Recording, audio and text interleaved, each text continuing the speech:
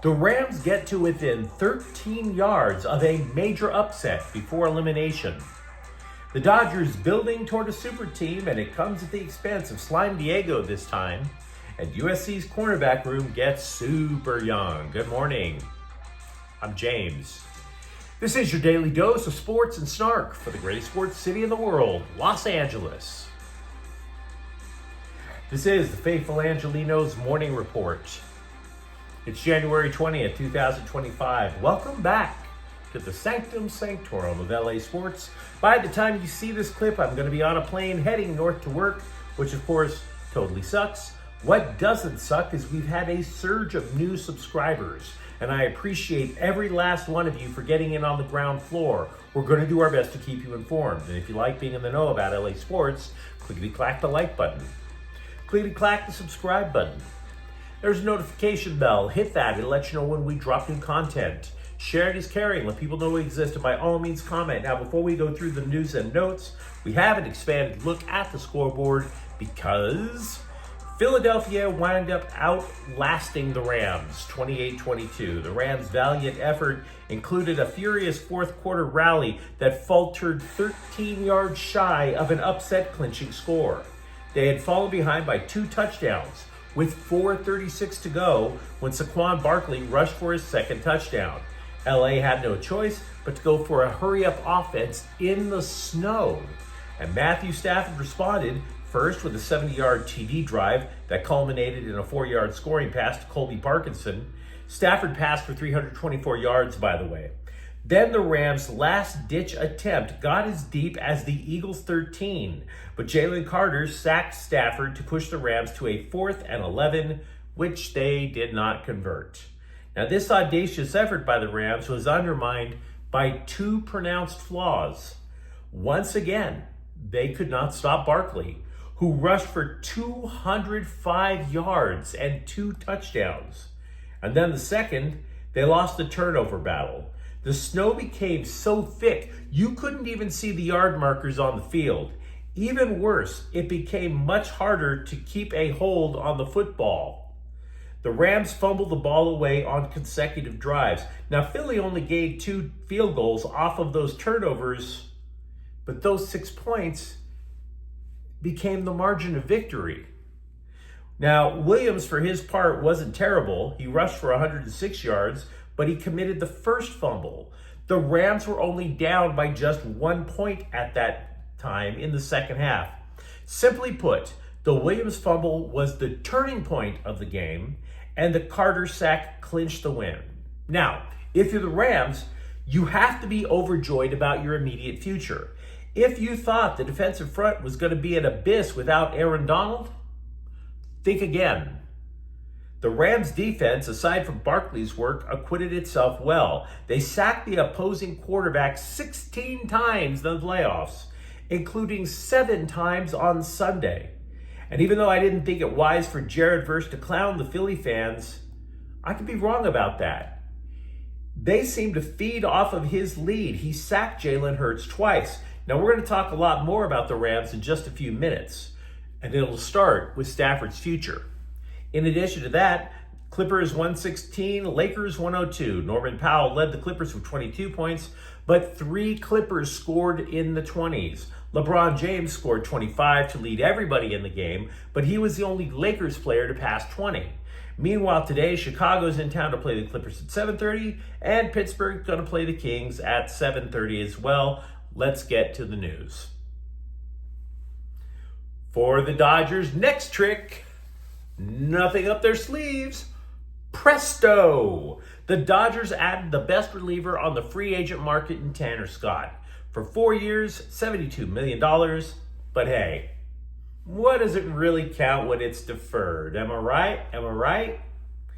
Now, we imagine the dude is the new closer. He compiled 102 saves in the last 3 seasons. His ERA last year was barely over 2. He holds both left-handed hitters and righties to a batting average of less than 200. While pitching with a horrific Marlins team back in 2023, he amassed over 100 strikeouts. And all of this sounds great. All of it. But here is the cherry on top of the Oreo cookie shake. he last pitched for our evil neighbors down south in Slime Diego. So, if you thought those guys down there were hopping mad over losing out on Roki Sasaki just 3 days ago, whoo-wee, imagine the poop they are throwing now. It's like if you had filled Petco Park, also known as Dodger Stadium South, with thousands of chimpanzees and howler monkeys just throwing feces for just hours on end. I mean, seriously, watching this Dodgers offseason and watching those guys down there continue to soil themselves, it's almost like a feast where the host keeps offering you plate after plate, and every time that you think you're full, you get a look at them ribs with the meat just falling off the bone and you just load up again. How much of this can we enjoy? Can I have another bite?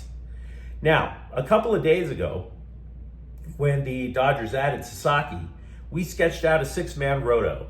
Today, you can look at the bullpen, which was already dominant over the course of the playoffs, and you are looking at options on top of options for Dave Roberts. For example, it's either Scott or righty Blake Trinan in the closing role. It would depend on the lineup going into the ninth. Then you could say, well, is it Michael Kopech and or Evan Phillips in the 7th and 8th? You're also talking about Ryan Brazier, Anthony Banda, Alex Vesia. We haven't even mentioned Brusdar Graterol because he's going to miss the first half of the year due to shoulder surgery.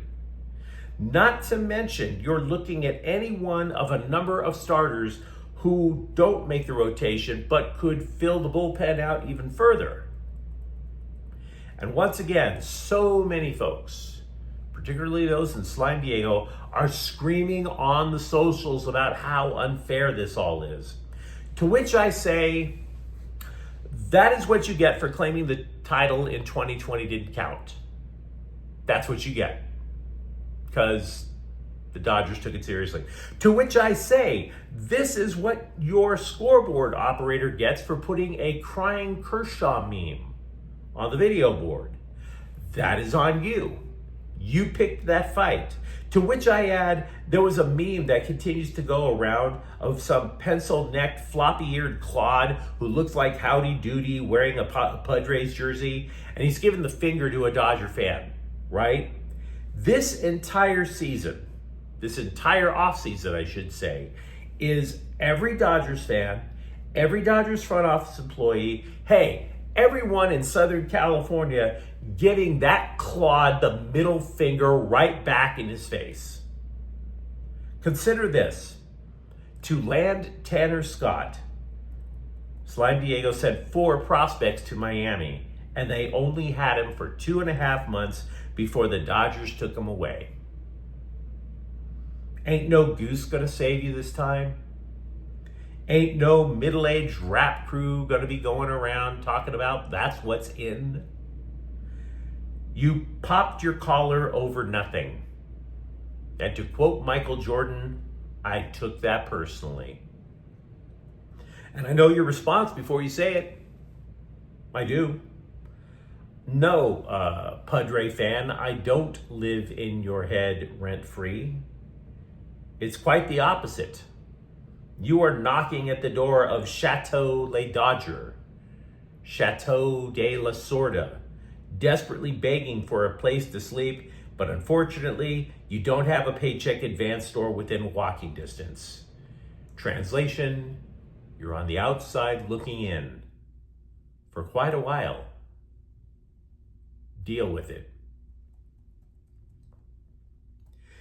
Matthew Stafford knew that the scribes were going to ask him if he wanted to retire after the loss in Philly. Now, the answer he gave was not definite. He said he was going to take some time to think about it, but it sure sounded as if he had something else to play for. He added he felt like he was playing good ball and had some more left in him. Now, Stafford is 36. He has 2 years left on his readjusted contract. Even if he decides to stay, it's pretty clear that the Rams are going to have to start thinking about the future at that position. Now, perhaps you could argue that Jimmy Garoppolo would be a stopgap measure, but that would only make sense if Stafford, A, retires at the last minute, and B, if the Rams re-sign Garoppolo. The guy's a free agent now. And by the way, don't even begin to talk about Stetson Bennett. You can't trust him. He abandoned the team last year, and we still don't even know the reason. We don't. Now, just like with the Chargers, we want to give you a snapshot into the Rams offseason. The Rams are up against the cap again. They have less than $4 million in space. The first place that this is going to matter is at offensive line. Alaric Jackson is a free agent. But do you want to bring him back? The dude was suspended prior to the start of the year, and we still don't know why. Then you wonder how much of a cap hit it's going to be to potentially cut Jonah Jackson. It's going to depend on when they cut him, if they choose to do so, because he is scheduled to get a bonus. Keep in mind, the dude lost his job to a rookie, Bo Limmer. Then comes the curious case of Cooper Kupp. The Rams could save $7.5 million if they release him. We don't know. We don't know what they're thinking. Now, if you're looking at the defense, honestly, the hits are not going to be nearly as severe because, as you know, that team now on D is super young. Now, Christian Roseboom helps, but the Rams don't value linebackers. Maybe they let them go. Many decisions. You let me know what you think in the comments thread, of course. Cornerback DeCarlos Nicholson has decided to enter the transfer portal Sunday. He was mostly a backup for USC. He contributed 27 tackles and 5 pass breakups in his 1 year with the men of Troy. This is going to be an issue for USC. The Trojans are suddenly ridiculously young at corner. They lost 4 from last year's team, and it was all due to exhausted eligibility. The Galaxy are keeping goalie Brady Scott, which means they now have 4 goalies on the roster. That will help if they change the rules of the game to allow multiple people to throw the ball. If not, that seems like a bit of an unbalanced roster to me. Nikki Blue was hired by the Sparks as an assistant coach. She was the interim coach for Phoenix after the Mercury fired their coach in 2023. So it's nice to know that the Sparks have added an interim coach in case they decide to clean house yet again. But let me know what you think of the comments thread. Looking back on the Rams season, what do you think? For that matter, how happy are you about the Dodgers' relentless build of an invincible super team? And if you enjoyed the content, don't forget to subscribe to Faithful Angelenos. We are talking sports from LA every single day. Thank you for watching. I'm James. We'll be back tomorrow. Faithful Angelenos is a Kian Cortel Queso production. Take care.